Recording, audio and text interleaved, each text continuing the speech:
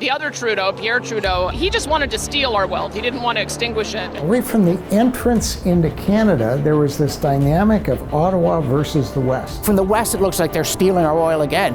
But from the East, it looks like the wise, civilized people are keeping the barbarians under control. The logic of it is killing the goose that lays the golden egg. But that's done on purpose. Welcome to Alberta, the epicenter of the growing political and economic influence of Western Canada, and also increasingly much frustration, angst, and Western alienation. From the imposition of carbon taxes to the tens of billions of dollars plundered through equalization, this is a province and region fed up with a federal government and prime minister that they view as antagonistic, exploitive, and directly undermining their legitimate aspirations. So what does this mean for Canada and its future? Do more powers need to be devolved to the provincial level? Do the West's contributions need to be better recognized by the country as a whole? Or is the dream that was Confederation already so far gone that it's best if we all just go our separate ways? The problem you have in Canada, I think, is a structural one. Most provinces pay, and Quebec, as one entity, receives. There's just nothing equitable about that. It's kind of a welfare of the Confederation. That's how I see it. I don't see anything being proud of that. My name is Gunn, and this is Politics Explained.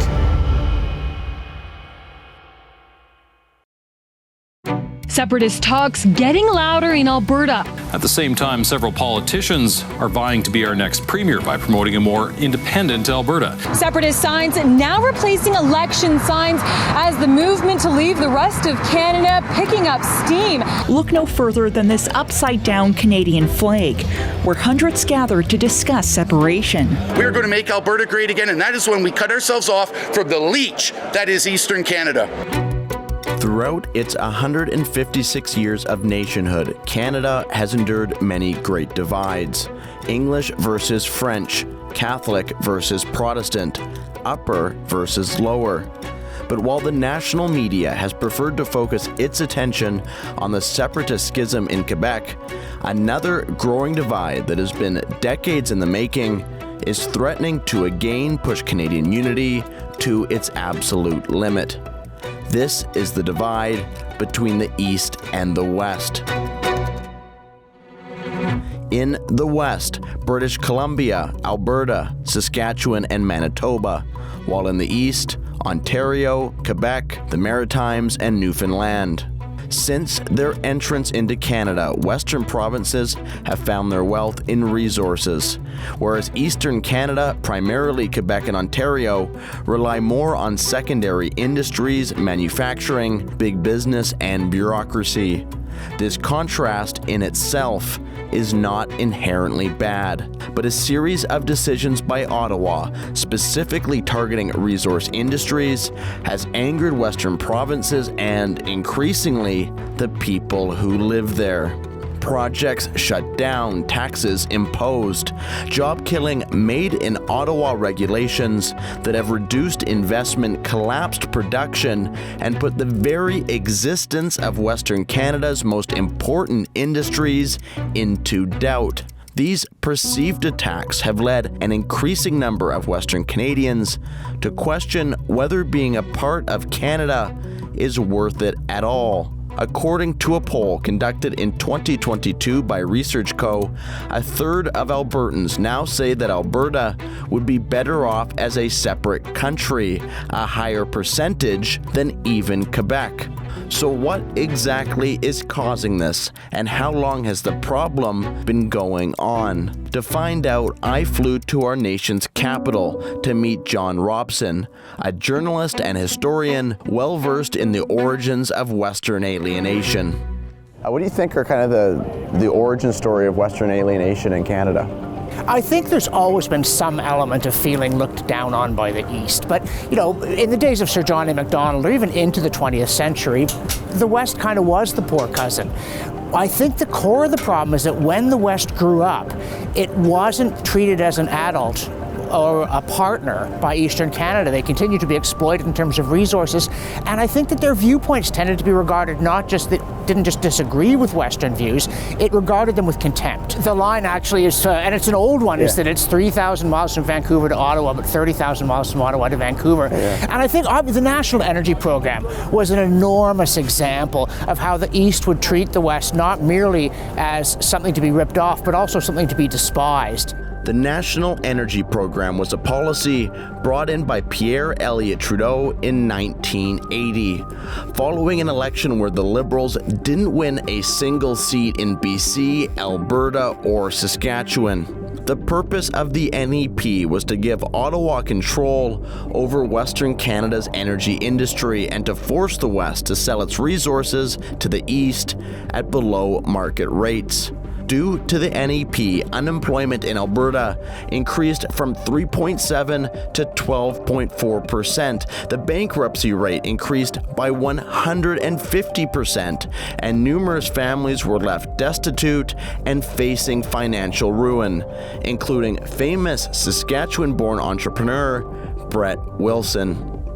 Do you remember the National Energy Program? Do you remember, were those the kind of the seeds that were sown for what we see today? Or 79, 80, 81, I was up in Edmonton, came to Calgary, bought a house. We had $120,000 into it. We sold it for $72,000 or $73,000. I was effectively bankrupt thanks to the NEP. But many people walked away from their homes. City blocks became the purview of some of the banks. I mean, it was just, it was horrible what was happening here. And there's never been a thoughtful apology or reconsideration. Far from receiving an apology, while unemployment was reaching near depression levels in Western Canada, Trudeau decided to take a vacation on a luxury rail car through the Rocky Mountains. When he arrived in Salmon Arm, BC, he was met by a few angry Westerners, holding signs reading "Restraint" and "Practice what you preach." Instead of talking with the protesters, Pierre Trudeau looked out his train car window and gave the protesters the middle finger.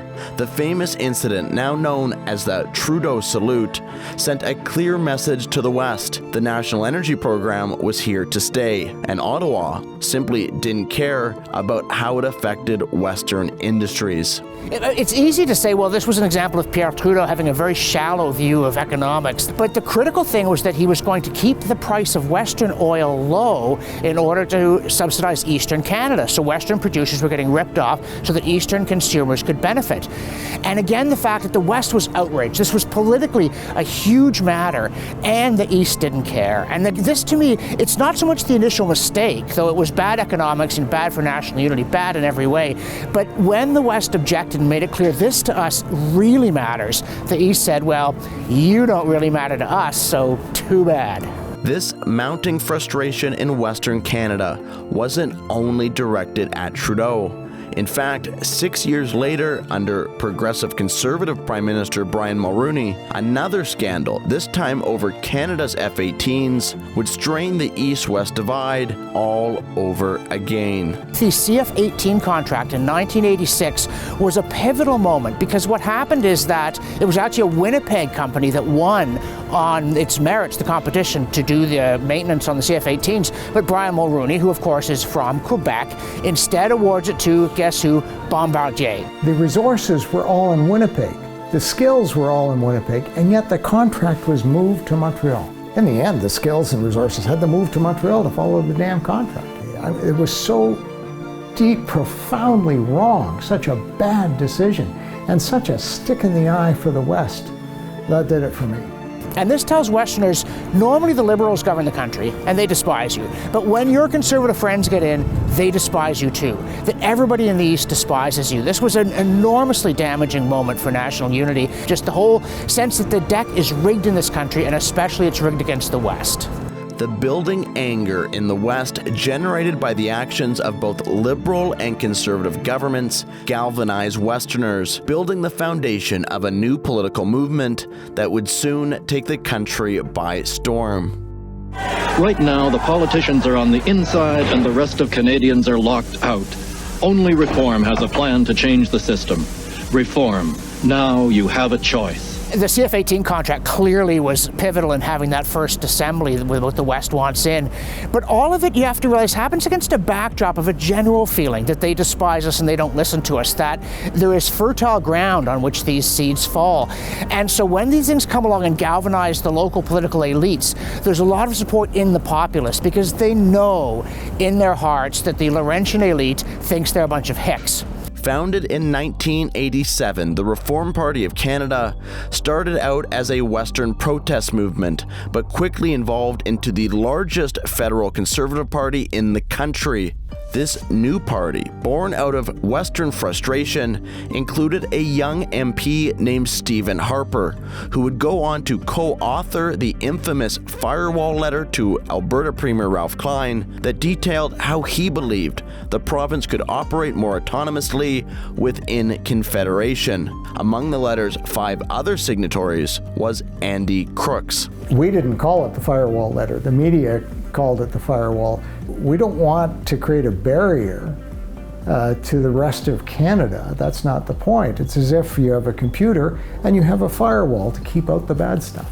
They were looking for a conservative response to the perceived leaning against and oppression of the West. 5 years after penning the firewall letter, Stephen Harper would lead a reunited Conservative Party to their first electoral victory in 18 years. Let me just say one thing and let me be clear. The West has wanted in. The West is in now. Canada will work for all of us. But in 2015, Harper was defeated, and a new Prime Minister with an all too familiar last name has seen the familiar themes of Western alienation and economic grievance resurrected all over again. When Trudeau came out, my comment to people in the West was, listen to him. Let's listen to him. What he's saying at this time, 2015, could be in the interests of Canada. So give him a chance. I gave him a chance. That might have been a mistake with the benefit of hindsight. But again, it evolved, and his respect for the West is lost. He just makes no efforts whatsoever. He has no concern. At one time, he slipped and said, we want to shut down the oil sands. We can't shut down the oil sands tomorrow. We need to phase them out. What he's doing when he wants to shut down the oil sands is simply anti-Alberta, that he inherited 100% from his old man. Regardez, le Canada fait dur maintenant parce que c'est des Albertains qui contrôlent notre agenda communautaire et socio-démocratique. Ça marche pas. Est-ce que le Canada est mieux servi quand il y a plus de Québécois au pouvoir que quand il y a plus d'Albertains au pouvoir? Ben, je suis libéral, alors c'est sûr que je pense que oui. T'sais, on a un rôle, ce pays, le Canada, est à nous. He doesn't show up in the West very often, and when he does, it's to announce another just transition, if you will. A federal memo about the just transition is a fresh source of tension on this already difficult issue. Leaders in Alberta point to the document as evidence of the policy's destructive intent. Euphemistically called the Just Transition, the federal government has launched a campaign to transition Western Canada's economy away from oil and gas and towards so-called green jobs, leaving many in Alberta, Saskatchewan, and northeastern BC to wonder what they'll do for work if the oil and gas industry is shut down by Trudeau. I sat down with world-renowned economist Dr. Jack Mintz to find out what the impact of this so-called just transition will be and how it might amplify feelings of frustration within Western Canada. When the federal government starts picking on certain sectors to bear the brunt of a policy rather than a more neutral approach, given that we have concentrations of certain sectors in the economy in certain places, then obviously that's going to have an impact. But the problem that I have also had with this whole concept is that people keep on talking about one job is just the same as another job, but it's not. In the oil and gas sector, in non-conventional oil and gas, basically the oil sands, the amount produced by that sector is $985 per working hour. And the salaries that people get, over $100 per working hour. That's a lot. It's the highest paid sector in the economy. If you fire all the people from oil and gas, and you're going to start offering them jobs in the so-called green economy. Well, the green economy is offering something like $40 per hour in salaries. So we're not talking about the same type of job. Just transition is about taking the jobs that we have in the energy industry and transitioning them. And they've even made comments that there'll be lots of jobs for janitors and drivers. So to me, if you're going to be talking about just transition, it's not just creating jobs, it's equally paying jobs, which I don't think is going to happen. To put into perspective just how impactful this just transition could be, consider that Canada's oil and gas industry currently contributes more than $108 billion to Canada's economy every single year and employs more than 500,000 Canadians, primarily in Western Canada. Unfortunately, it seems this so-called just transition has already begun. The government proposes that the price on carbon pollution should start at a minimum of $10 per ton in 2018, rising by $10 each year to $50 per ton in 2022. In 2018, Justin Trudeau imposed a federal carbon tax on the country. Its point was to make it even more expensive for Canadians and businesses to produce and consume fossil fuels, hammering energy-intensive industries like agriculture, forestry, and especially oil and natural gas. Many in the West saw the carbon tax as a direct assault on their most important industries. Even worse, the tax didn't apply equally to all provinces, leading some to think this was just another case of an Ottawa double standard. The federal carbon tax is essentially an attempt to create a national standard for the provinces to enact their own carbon taxes or something that meets what Ottawa considers an acceptable carbon tax. So what you have is a federal tax now that applies in some provinces and doesn't apply in others. For some reason, Quebec was given a pass on this. I'll let people speculate about that. Their system is not a carbon tax. Their system is a different kind of mixed system. This seemingly arbitrary imposition of a new federal tax on some but not all provinces angered those that did not want a carbon tax imposed but were forced to adopt one anyway, especially provinces where the ability to profitably extract natural resources was now jeopardized by the sudden existence of the tax. But was this federal carbon tax mandate even legal to begin with? The federal carbon tax faces another legal test in an Alberta court today. The province will make its case that the tax is unconstitutional. When we heard that some of the provinces were looking to start challenging this in court for jurisdiction reasons, we intervened in the Alberta case, the Saskatchewan case, the Ontario case, and then again at the Supreme Court. The right to extract and exploit natural resources is clearly a provincial right under the Constitution. And was this something to do with the 82 constitutional negotiations and Rennie Levesque working with the Premier of Alberta at the time? I don't know if it was Logie. Is that what this is all about? That's exactly. 92A came out of that negotiation you're talking about. So, the most recent legislative amendment to the Constitution, and arguably the clearest expression of the words of the Constitution going back to 1867, show that natural resources is a provincial jurisdiction. It's always been treated that way throughout Canadian history. On March 25th, 2021, the Supreme Court of Canada, the highest court in the country, made a verdict on the case. This was really a jump ball when it got to the Supreme Court. We lost.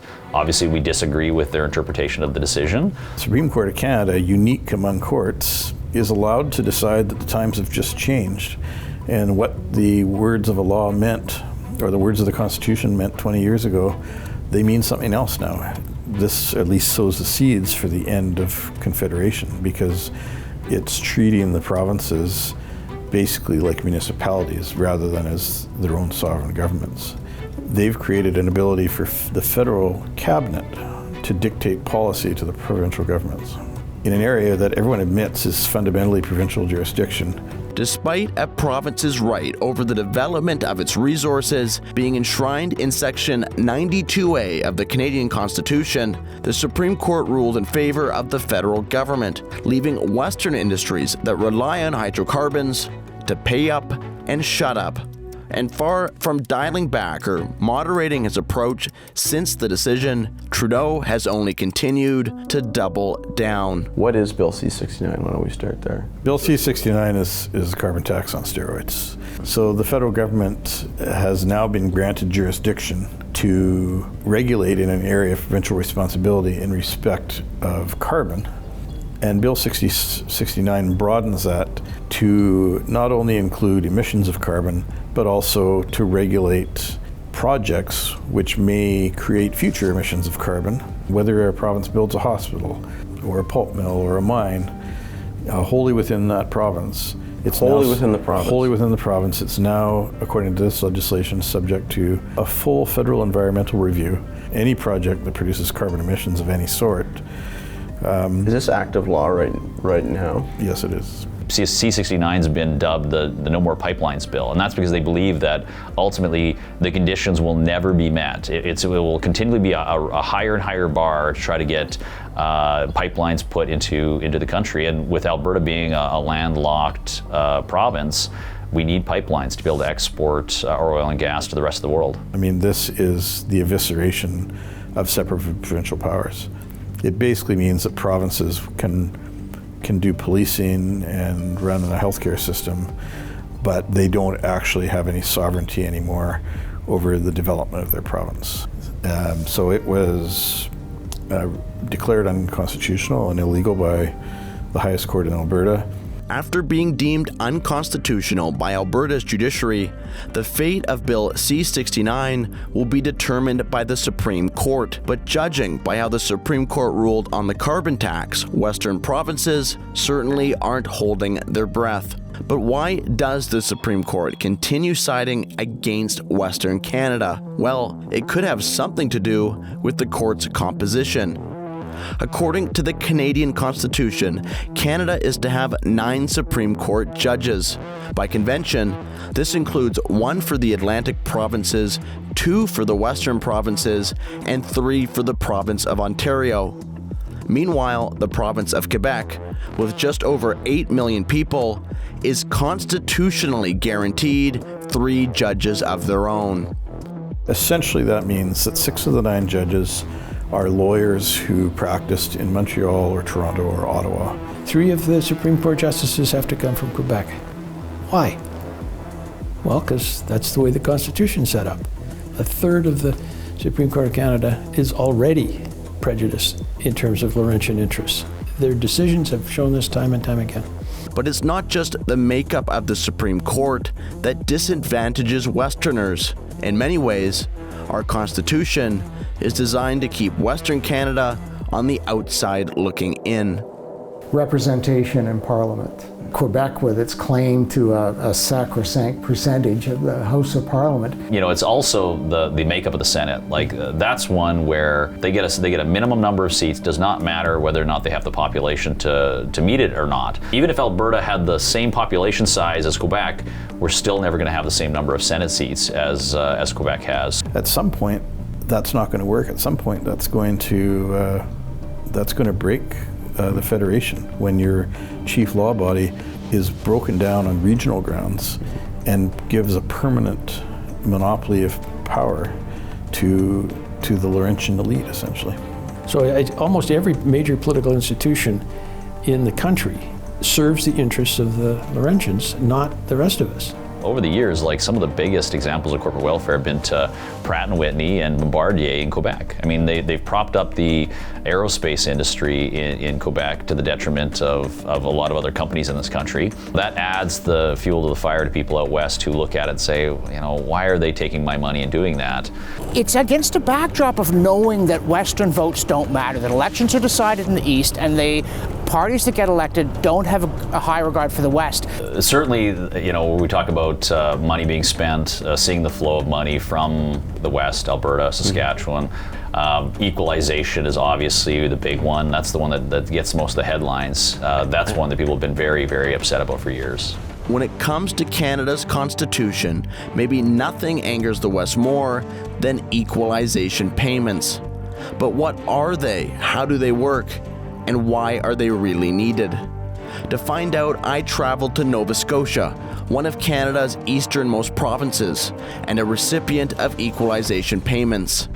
I met with Alex Wayland, an economist at the Fraser Institute, to ask him about equalization and how it affects the province he calls home. Explain what the equalization program is to the everyday Canadian. Sure. So at its most basic form, the equalization program is a payment from the Government of Canada to recipient provinces on an annual basis for the purpose of equalizing those provinces' ability to deliver services to their residents. That's the intent of the program. They look at the formula, they add up all of your potential revenues, they look at what you're spending, and then they say, okay, well, this province over here doesn't have as much opportunity to raise revenues as this one, so let's give them more of the chunk of the pie. It's a very large transfer program from the federal government to recipient provinces. This year, the total amount of equalization funding being dispersed will be about $24 billion. Around 2/3 of that goes to Quebec. Quebec gets the biggest chunk of it. They're getting over 50% of the revenue, but the Atlantic provinces get it, Manitoba gets it, occasionally Ontario and Saskatchewan get it, but it's been a long time, I think, since BC and Alberta have ever got any money out of the equalization program. Roughly speaking, Prince Edward Island receives about $2,700 per person per year. And then, is that like man, woman, and child, just to clarify? Yes, okay, yes, per capita. The babies are getting that much too. Yeah, okay. yeah. And do you have a sense of just how much this equalization and equalization transfer payments are costing, for example, the average Albertan? Yeah, I mean, if you look at just the average Albertan this year, it's just under $700 per person that is being transferred from the pockets of Albertans into the pockets of people in have-not provinces. This staggering amount of money flowing west to east creates a tremendous amount of resentment among many Western Canadians. But in principle, equalization is meant to create fairness, to give every Canadian a piece of Canada's natural wealth. But is it simply that the West has natural resources and the East does not? Or perhaps, does it all have to do with actions of specific provincial governments? We had a project, $4 billion investment in a small region, the Saguenay, northeast of Quebec. The population out there was over 70% supportive of the project, so there was social acceptability. The government campaigned in favor of the project, and when they got elected, they flip-flopped. This would have been the largest private investment in the entire province's history. But when the government had a choice whether or not to do it, they axed the project. So what is Quebec's rejection of the Saguenay LNG export facility really about? Is it simply because the project was meant to export Western gas to markets around the world? Just outside Montreal, I met with Eric Tétrault, the president of the Quebec Energy Association, to find out. You hear a lot in Canada about our vast oil and gas deposits, hydrocarbons, Western Canada, even Newfoundland. But how about here in Quebec? Is there any hydrocarbon resources that this province has? We have natural gas, and we have lots of it. There's a lot of natural gas under that field. Right under our feet here, there's natural gas. Absolutely. That gas is just lying underneath, unexploited. Between $50 and $200 billion commercial worth of natural gas under our soil. We just don't want to exploit it because we are different. Quebec is sitting on as much as $186 billion in natural gas, and that resource is not being developed at a time when that province receives substantial equalization payments from provinces or from the federal government via provinces that develop their natural resources. They would actually do a net zero, no carbon emission extraction of the natural gas there, and the government's still saying no. It's truly, when they say no to that, it's not about the environment. But why would Quebec not develop their own abundant natural gas, especially when it can be developed while producing no new net emissions and significantly reduce the province's dependence on equalization? Natural resource revenues are a very important part of the equalization formula because we see that recipient provinces tend to have disincentives to develop their natural resources. if the provinces ended up trying to expand the resource sector, they could actually not only lose resource revenues, but also equalization payments. And in fact, it was calculated for Nova Scotia and Newfoundland particularly, that for every dollar of additional resource revenues that they receive, the province would lose 95 cents on every dollar that they would get because of equalization, basically clawing back any of the gains.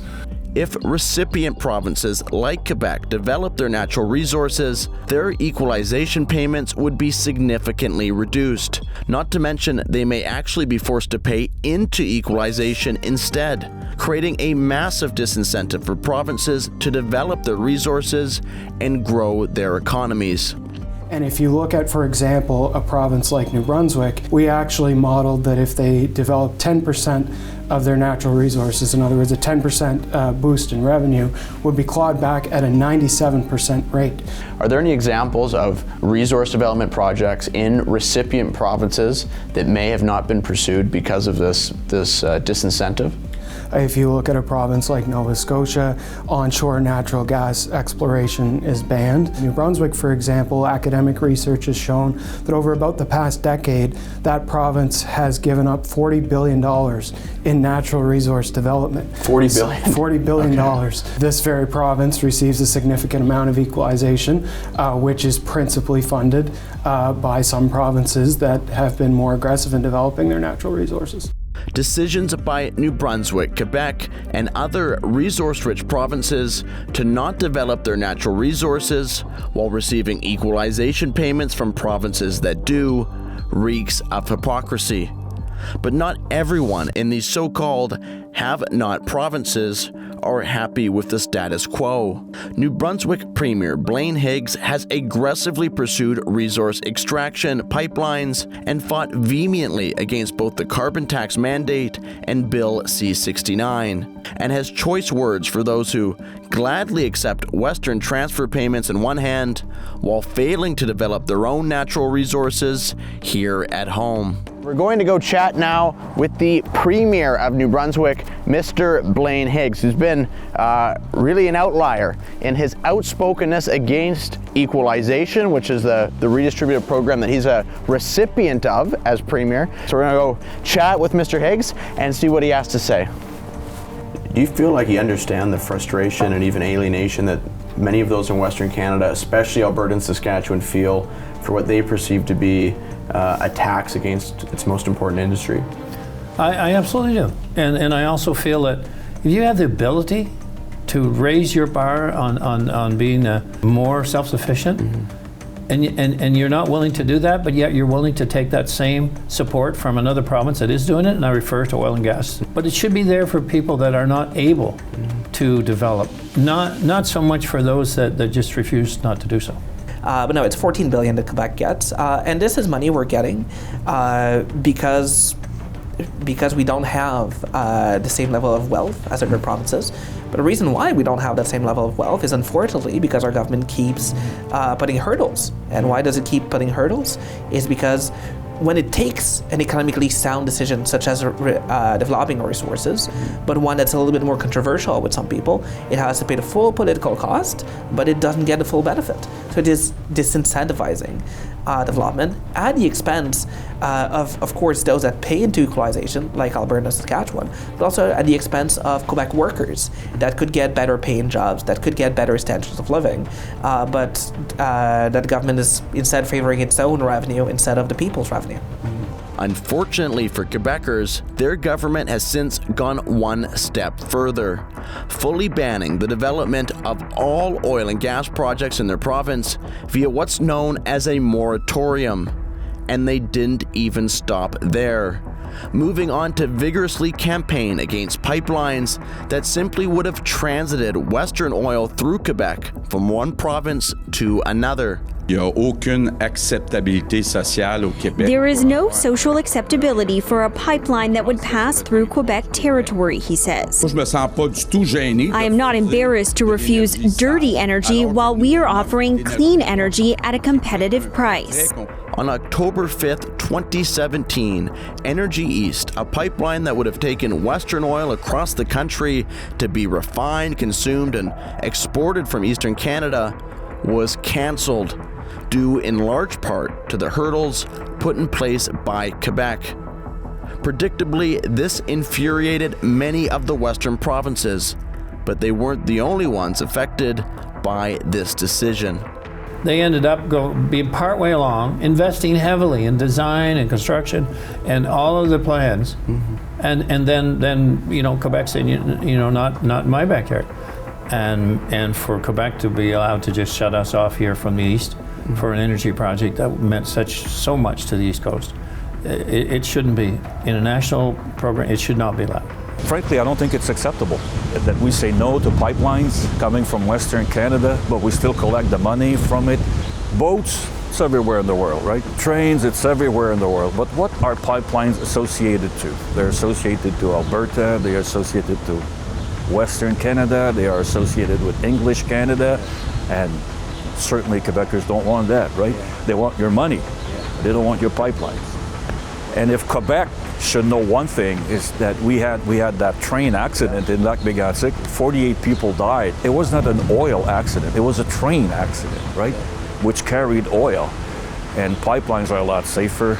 But I mean, it's ridiculous, right? Quebecers use fossil fuels. They've got, previously there's no social license for pipelines. Quebec has, tens of thousands of kilometers of pipelines that distribute hydrocarbon energy all around. But it's like, oh, it's the West. Yuck, Western oil. That stuff stinks. They don't mind importing it, but not from the West. So it tells you that, Quebecers like foreign countries. They prefer Russia to the West. Well, that hurts. And it's so gratuitously rude. You'd think, again, Canadians are so famously polite, you think someone could be polite to the West. Say, hey, you guys are great. You're dynamic, you're energetic, you're a marvelous part of our country. We're sorry about the past. We're gonna do better. But you never get that. You always get, why don't you shut up, greasy, greedy know-nothings. As if this wasn't all egregious enough, even within the equalization formula itself, Quebec somehow manages to get special treatment again. The fact that Quebec is virtually the lone recipient of equalization payments, and yet they proudly point out that they've got the lowest cost of electricity domestically. So Quebec's approach to electricity pricing leads to major issues with the calculation of equalization payments on a yearly basis. So I mean, they are making money that's not considered in any way, shape, or form in part of equalization. We've done calculations that show that if Quebec were to charge market rates for electricity, their equalization payments in a given year would be halved or less. And to consider Quebec a have-not province is ridiculous. In terms of what resources get fed into the mix. Hydroelectricity is not one of them. Oil and gas is a major one. So it's not very hard to draw the conclusion that the federal government treats Quebec differently. And we all know that there's lots of political reasons for that, but it certainly doesn't make good law. But perhaps it's not just Western provinces who are hurt by the special treatment Quebec gets from the federal government. In fact, those who are impacted the most may just be everyday Quebecers themselves. You speak to a little bit about some of the negative consequences of this program for those who are actually recipients of it. Oh yeah, I mean it's the old welfare trap, right? You talk about the people who get on welfare and they'd like to go get a job, but if they get a job and they start earning a little bit of money, then they get clawed back all their welfare money, and that's exactly the problem. Is that we've created provinces that do not want to develop their economy. They do not want to create these jobs because they would lose out on equalization. Equalization is obviously bad for people like Albertans and Saskatchewanians that have to pay into it, but it's also bad for provinces like Quebec to receive it. It is good for the government that gets it, but it's bad for the people living in the provinces that get it. Because when Quebec or New Brunswick or other provinces say no to some resource development opportunities, sure, the government gets to keep its equalization revenue, but what doesn't happen is all the jobs that could get created, they don't get created. The new economic activity, the fact that we could have people with higher incomes, higher standards of living, that does not happen. The only beneficiaries of equalization are the bureaucrats that administer it. And I don't want to be a province that sits around and waits for a handout. I would rather become a province that is making its own way. we have the potential to be much wealthier in Quebec. And unfortunately, because our governments are blinded by a lobby, we're not having our full potential right now. In the long run, Quebec is not winning. That's what we have to understand. We think that because we're getting a big check every year from the welfare transfer payment program, but in the long run, what it does kill our dynamic industries, and that's what's much more concerning for me in the long run. As concerned as Quebecers are about their place in Canada, the alienation, exploitation, and sheer disrespect felt by many in the West is beginning to boil over, embodied in many ways by the election of a new premier in Alberta ready to take on the federal government. Now, we have been made aware that in the coming weeks, Justin Trudeau is planning on bringing forward new restrictions on electricity generation from natural gas that will not only massively increase your power bills, but will also endanger the integrity and reliability of our entire power grid. And as Premier, I cannot, under any circumstances, allow these contemplated federal policies to be inflicted upon Albertans. I simply can't, and I won't. This is not a road we can afford to go down. If he persists, he will be hurting Canadians from coast to coast, and he will strain the patience and goodwill of Albertans in an unprecedented fashion. Newly elected Premier of Alberta, Danielle Smith, has introduced legislation in the spirit of Stephen Harper's original firewall letter. Smith's law will put in place protections to shield Alberta from federal policies that violate provincial jurisdiction and infringe on Alberta's constitutional rights, while looking to expand Alberta's power and autonomy by potentially taking actions in the footsteps of those already taken by the province of Quebec, something that Justin Trudeau isn't too happy about. Obviously, we're going to look at this very, very closely and think about the implications, but our focus remains on making sure that Albertans are part of a growing, cleaner economy and protect our environment for years to come. The Sovereignty Act was meant to send a message to Albertans that we're going to defend ourselves. Danielle's legislation, the UCP legislation, is taking together all of the rights that Quebec already has. And Quebec uses them as a shield, and Danielle has tried to hammer those same materials into a sword. Certainly it was a signal to the rest of the country that Albertans are still not happy with the equalization program and things need to change. Inspired by Alberta's Sovereignty Act, Saskatchewan has now passed sovereignty legislation of their own, something that could maybe be the start of a trend of provinces finally standing up to the federal government. But what remains to be seen is if the Supreme Court will continue to honor the original ethos and division of powers laid out by the Constitution, and if Alberta and Quebec will be able to set aside their differences and join together, as they did in 1982, to push back against the creeping centralization and increases in federal power favored by Trudeau. All those, both Alberta and Saskatchewan are telling Ottawa to mind its own business and let Alberta do Alberta, Saskatchewan do Saskatchewan, much like Quebec for years has been telling Ottawa to mind its own business and let Quebec be Quebec. Mm-hmm. I think this country has always worked best when provinces understand and fight together against Ottawa's tendency to centralize. Well, there is a positive story to Canada, and I think it's important not to forget this. Like, our contribution to the 2 world wars, to opening the West, to creating prosperity, to becoming one of the breadbaskets of the world. All the great things that happen when Canadians don't get at odds with one another. And Canada deserves better than it's received, and so we all have to give it a try. If it fails, let it not be because we didn't make an effort. We should find ways to have our country get stronger, not get weaker. And recognition of us all doing our part. But again, it comes down to respect. Mm-hmm. For me, it's that simple. We are a confederation of strong provinces. That's when we work best. And they need to have that balance restored.